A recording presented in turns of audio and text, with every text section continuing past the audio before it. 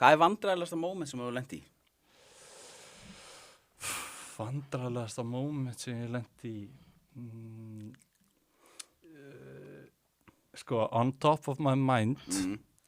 og maður fer bara með það, við heldum ekki að fara að bíða eitthvað að leiða mér að hugsa og það er enginn að hlusta á það sko, on top of my mind er semst að í eitt skipti og þá er ég rosalega blautur á baku eyrun líka að þá semst fær Egill plótið mitt þess að mæta í viðtal hjá Rikka G og ég var náttúrulega bara nýbyrjar og fannst það náttúrulega bara alveg sturlað og eitthvað og náttúrulega aldrei farið í eitthvað alveg viðtal sko og hann fucking grilla mig sko. Þú veist, hann er bara eitthvað, þú veist, og það var náttúrulega markmið, þetta var ekkert alveg viðtal sko. Þú veist, þetta var bara að fara myndavél og hann er bara eitthvað að grilla mig, bara að segja, þú veist, fólk er eitthvað að tala um það að þú setur þess athyglisjúkur og eitthvað svona og fólk er eitthvað að tala um það og þetta er eitthvað erfitt uppeldi og setur hann að bæta upp fyrir það og fólk er að tala um það eitthvað, þú veist, að vídeóin hjá þér er ekki að ganga alveg nóg vel og eitthvað og ég var ekki hægt að svara þessu og ég var eitthvað,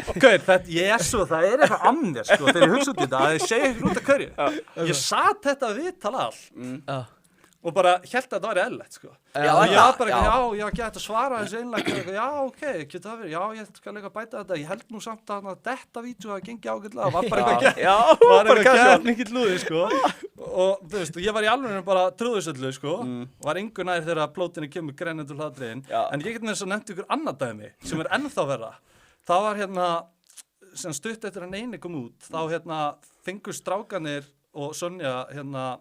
Jón Jónsson til að koma og taka lagið með okkur og þá mætir hann bara með gítarinn og við erum semst að æfa akústik útgáfu af Nei og og þau eru að taka upp æfinguna og ég held bara að þetta var æfing og var svo að fara að taka upp útgáfu með Jón Jónssoni fyrir Arion banka eitthvað, þetta átti að vera eitthvað svoleiðis og hann er þarna mættur og byrjar að spila og svo eru alltaf komin að kaflanum mínum þá þá er hann alltaf hvað er í gangi hérna, þetta er ekki alveg nógu gott að hann, og ég ok, gerum þetta aftur, svo bara aftur en hann segði mig já, þetta er ekki alveg að fúta og ég þú veist, ég veit ekki, þú veist, ég held að 90% töffur landsins hefðu bara fatt að segja, hvað þú veist, þetta er rappartinu minn, en ég var bara, ok, reynum þetta aftur, ég ætla að gera þetta betur, þú veist, eitthvað svölulegt sko það er hægt að finna þetta í einhver stað sko þetta var virkilega óþægilegt sko Ef þú vilt horfa allan þáttinn farðu inn á broadcast.is þá er áskrift